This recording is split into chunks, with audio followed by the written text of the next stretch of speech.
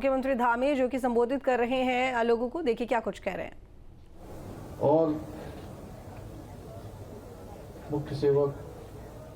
का भंडारा जो आज तीसरे वर्ष आयोजित किया जा रहा है, उसके पूरे आयोजक संयोजक भाई हिमांशु चमोली जी और उनकी पूरी टीम जो लगातार प्रयास करके शुरुआत के दिनों में प्रयास करते हैं कि जब तक यात्रा की व्यवस्था पूरी तरह से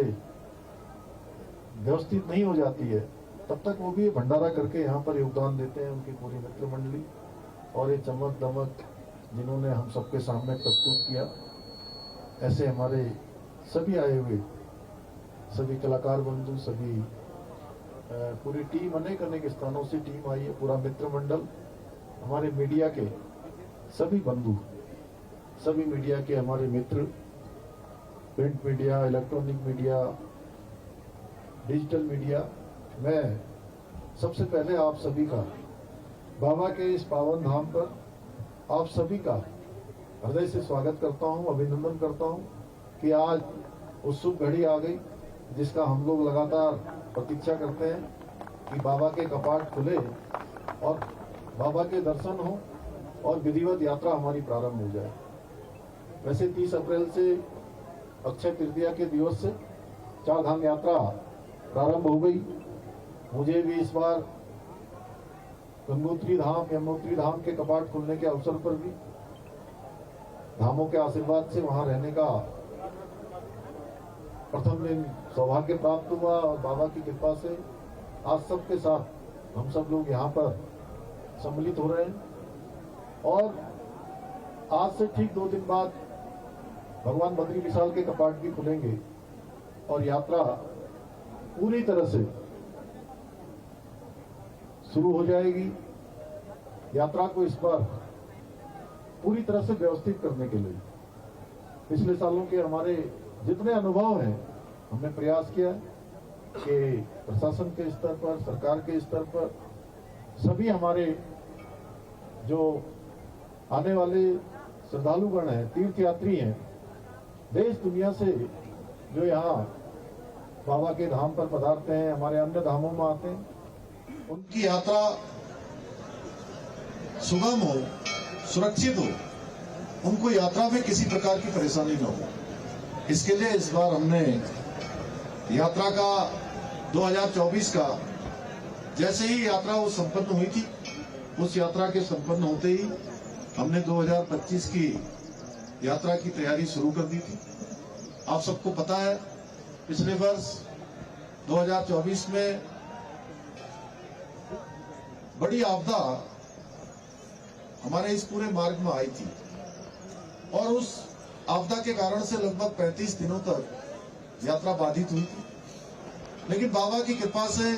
विषम परिस्थितियों में हमारे सभी राज्य के जितने हमारे संगठन यहाँ काम करते हैं, जितनी एजेंसियां काम करती हैं, जितने विभाग काम करते हैं, सबने मिलकर, राज्य सरकार की भी एजेंसियों ने, भारत सरकार की एजेंसियों ने, हमारे तीर्थ पुरोहित सभा के लोगों ने, हमारे धार्मिक संगठनों के लोगों ने, व्यापार सभा के लोगों ने, हमारे जनप्रतिनिधियों ने और स्थानीय लोगों ने बहुत प्रयास किया और हमारी यात्रा फिर से सुचारू हुई। उसके बावजूद अगर चारों धामों में 35 दिन यात्रा कम होने के बाद 46 लाख तीर्थ यात्रियों ने, श्रद्धालुओं ने दर्शन किया और ये यात्रा हमारी प्रत्येक वर्ष बढ़ रही है और इस वर्ष हमको पूरी बाबा की कृपा से ये यात्रा अच्छी हो, इसके लिए समस्त विभागों की मॉनिटरिंग मेरे स्तर पर भी की गई है। सभी लोग इस काम में लगे हुए हैं, यातायात व्यवस्था अच्छी हो, रजिस्ट्रेशन की व्यवस्था अच्छी हो। उसके लिए मैं ऋषिकेश जो यात्रा का पहला पड़ाव जहां से प्रारंभ होता है वहां पर मैं स्वयं गया हूं। लगातार हमने स्टेक होल्डरों के साथ भी बात की है। मैं हमारे जितने भी लोग इस यात्रा का संचालन करते हैं, हमारा प्रयास होगा कि यात्रा काल में लगातार उनके साथ हमारा संवाद बना रहे और मैंने सभी अधिकारियों को भी निर्देशित किया। यहाँ पर मुझे अभी विधायक आशा नौटियाल जी ने और अन्य लोगों ने बताया कुछ लोगों की यहाँ दुकानें यहाँ पर चलती हैं और सच में ये जो यात्रा का 6 माह का कालखंड होता है वो हमारे लिए पूरे इस राज्य के लिए भी, क्षेत्र के लिए भी, चार धाम यात्रा के मार्ग में अपना व्यवसाय करने वाले लोगों के लिए भी, वो उनके लिए एक उनके आजीविका का प्रमुख साधन होता है, एक तरह से लाइफ लाइन होती है। इस पर हमारे यहाँ की तमाम प्रकार की स्थानीय जो व्यवस्था है वो पूरी तरह से डिपेंड करती है। मैं प्रशासन के लोगों से भी ये कहूंगा कि निश्चित रूप से सभी लोगों को अवसर दिया जाना चाहिए। हमारा प्रयास होगा कि उन सभी को अवसर मिले, जिससे कि पूरे साल भर की उनकी यात्रा हो। वैसे तो हमने पिछले वर्ष से आदरणीय प्रधानमंत्री श्री नरेंद्र मोदी जी के मार्गदर्शन में, उनके आशीर्वाद से एक नवाचार प्रारंभ किया है। शीतकालीन यात्रा का प्रारंभ किया और बाबा की कृपा से ऊखीमठ से ही बाबा का जो शीतकालीन प्रवास है उस स्थान से हमने शीतकालीन यात्रा प्रारंभ की और हमारे प्रधानमंत्री जी ने भी शीतकालीन यात्रा में सम्मिलित होकर हमारी इस शीतकालीन यात्रा को भी प्रोत्साहित करने का काम किया है। मैं देवभूमि उत्तराखंड के सभी नागरिकों की तरफ से और देश भर के श्रद्धालुओं की तरफ से माननीय प्रधानमंत्री जी का धन्यवाद करता हूं और आपके विशेष सहयोग से और बाबा के आप अनन्य भक्त हैं और हम सभी जानते हैं 2013 में ये पूरा प्रांगण पूरी तरह से क्षतिग्रस्त हो गया था। आपदा, भीषण आपदा आई थी और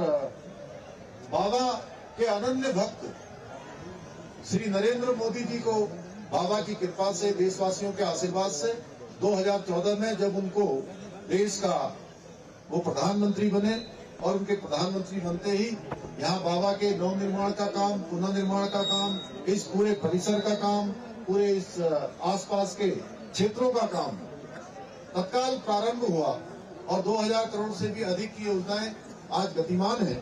और हम सब देख रहे हैं ये बाबा का परिसर पूरा भव्य और दिव्य बनाया जा रहा है। पूरी तरह से इसको मास्टर प्लान के तहत इसके विकास को सुनिश्चित किया जा रहा है। चारों तरफ से जिस प्रकार निर्माण कार्य हो रहे हैं, यहाँ पर निर्माण कार्य करना भी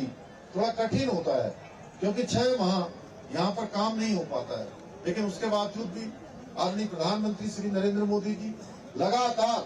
केदारनाथ धाम की, हमारे बद्रीनाथ धाम की और 4 धामों पर होने वाले निर्माण कार्यों की लगातार समीक्षा करते। प्रत्येक दूसरे तीसरे मन उनकी स्वयं इसकी सेखरेख होती है और मैं जब भी उनसे भेंट करता हूँ तब तो हमेशा मुझे बाबा केदार के प्रांगण में हो रहे कामों की, विकास के कामों की हमेशा जानकारी लेते हैं। मैं आदरणीय प्रधानमंत्री जी का भी धन्यवाद करता हूँ। आज हमने उनके नाम से भी यहाँ पर पूजा की है, पहले ही पूजा है। देश पर तमाम प्रकार की जो आज हमारे सामने आतंकवाद, अलगाववाद ऐसी चीजें खड़ी हैं, बाबा हमारे प्रधानमंत्री जी को शक्ति देंगे और उन दुश्मनों का, उन राक्षसों का जिन्होंने पहलगाम में एक ऐसी घटना करी, कायरतापूर्ण घटना, जिससे पूरे देशवासी आज पूरी तरह से आज क्रोध में है और उनका खात्मा चाहते हैं। आदरणीय प्रधानमंत्री जी को बाबा ताकत देंगे और इन राक्षसों का अंत हमारे प्रधानमंत्री जी के नेतृत्व में हमारे देश के सभी सेना समेत सभी सुरक्षा बल करेंगे। मैं पुनः आप सभी को आज एक बार फिर से बाबा के धाम पर पधारने पर बाबा की कृपा आप पर बनी रहे और हम सभी देशवासियों का भी आह्वान करना चाहते हैं कि हमने यात्रा के लिए सभी प्रकार के प्रबंध किए हैं। हाँ, ये जरूर है कि यहाँ जो यात्रा है वो यात्रा कठिन यात्रा होती है, लगभग 8-10 घंटे पैदल यात्रा भी होती है और